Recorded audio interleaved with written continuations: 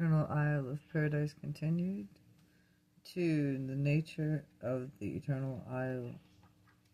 Since you are beginning to glimpse the enormousness of the material universe, discernible even if your astronomical location and your space position in the starry realms systems, it should become evident to you that such tremendous material universe must have an adequate and worthy capital of headquarters, commentary of consort, and with dignity of the infinitude of the universal ruler of this vast and far-flung universe of material realms and living beings.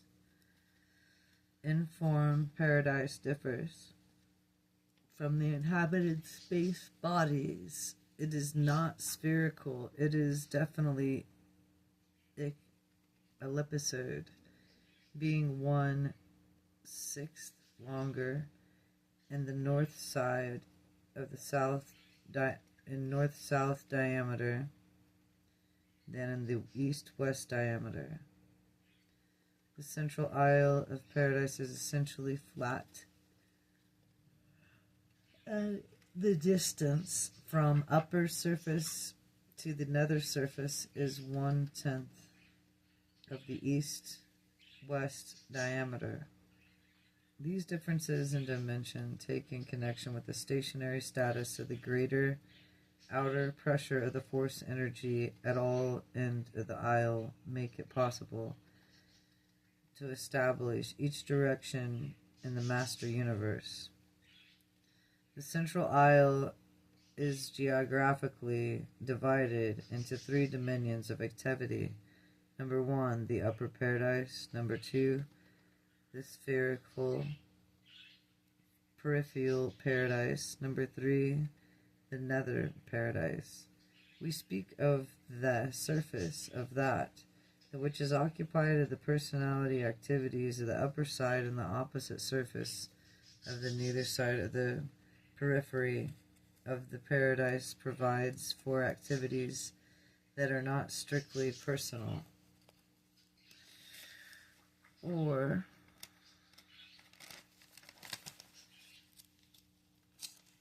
these pages are stuck together a little bit. Ew.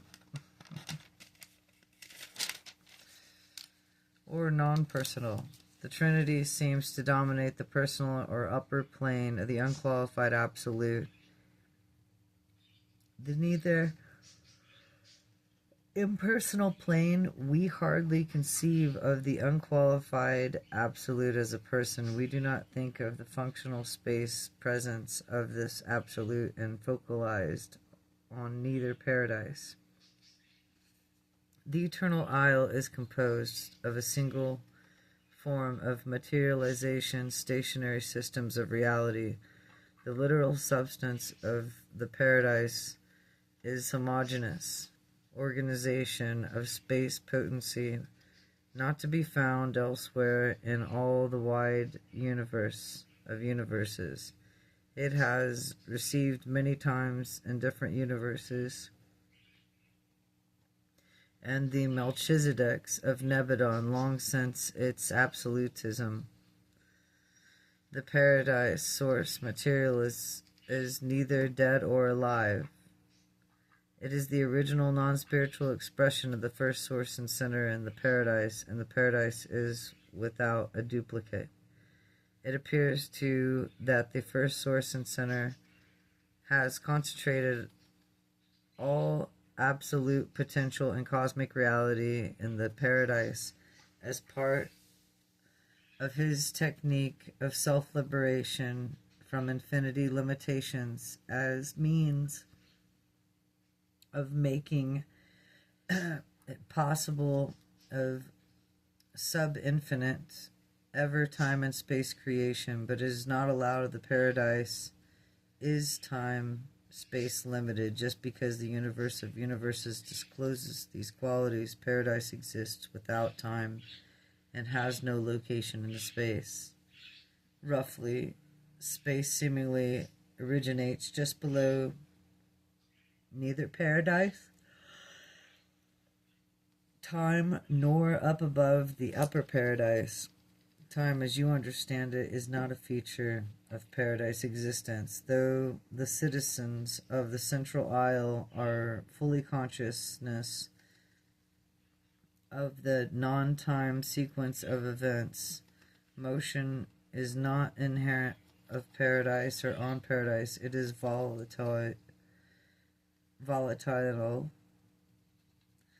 but the concept is distance. Even absolute distance has very much meaning, as it may be applied to the relative locations of the paradise. And paradise is non-spatial, hence the areas are absolute and therefore serviceable in many ways beyond the concept of the mortal mind. 3. The upper paradise. On upper paradise, there are 3 grand spheres of activity and the deity of presence. The most high spheres and the holy area, the vast region surrounding the presence of the deity, is set aside, and the most holy sphere is reserved for the function of worship, trinitization, and the high spiritually attainment. There is no material structures, not purely intellectual creations in this zone. They could have non-exist there. It is useless for me to undertake or to portray the human mind, the divine nature, and a beauteous grandeur of the most holy spheres of paradise. This realm is wholly spiritual, and you are almost wholly material. The purely spiritual reality is to a purely material being apparently non-existent. Where there are no physical materializations in the area of the most holy, there are an abundance scavengers of your material days, and in the Holy Land sectors there is still more than the reminiscence of historic areas at the peripheral paradise. The holy area of outlining the residential realm is divided into 2 7 consecratic zones, and the paradise is sometimes called the Father's house. Therefore it is the eternal residence, as the 7 zones are often designated the paradise mansions.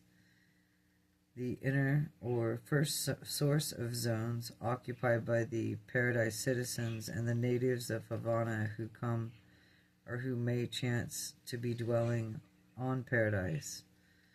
The next or second non of the residential area is the natives of the 7 super universes of time and space, and the zone and part of the subdivided into 7 immense divisions of the paradise home, and the spirit begins to its ascendant creatures who hail from the universes of evolutionary progression. Each of these sectors is exclusively dedicated to the welfare and advancement of personalities in the single super universes, but these faculties are almost infinitely and beyond the requirements and the present of the 7 super universes. Each of the 7 sectors of paradise is subdivided into residential units, suitable for the lodgment and headquarters of 1 billion glorified individual working groups. 1,000 of these units constitute a division, and 100,000 of these divisions equal 1 congregation. 10 million of these congregations constitute an assembly, and 1 billion assemblies make 1 grand unit. And this ascending series continues through the 2nd grand unit and the 3rd, and so on to the 7th grand unit. And the 7th on the grand units make up the master spirit units of the mastering units of the constitute of the interior, the superior of these, and thus the 7 of the ascending series master expands through the celestial and supercelestial to the supreme units. But even this does not utilize the space available.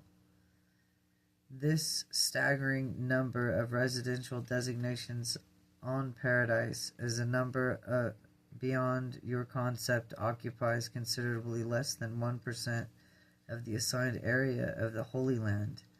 There is plenty of room for those who are on their way inward, even for those who shall start the Paradise climb until the times of the eternal future.